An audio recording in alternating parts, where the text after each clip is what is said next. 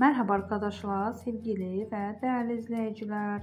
Kanalımıza hoş geldiniz. Bugün sizlere dizi çiftleri kanalımızda Gülbir Temici ile Pelin Yamacı'nın muhteşem fotolarıyla karşınızdayız.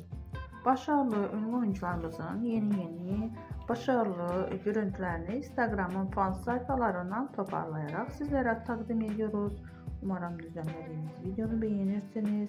Bu tür videoların devamlı gelmesini istiyorsanız kanalımıza abone olmayı unutmayın. Hoşça kalın arkadaşlar. Bizden bu kadar.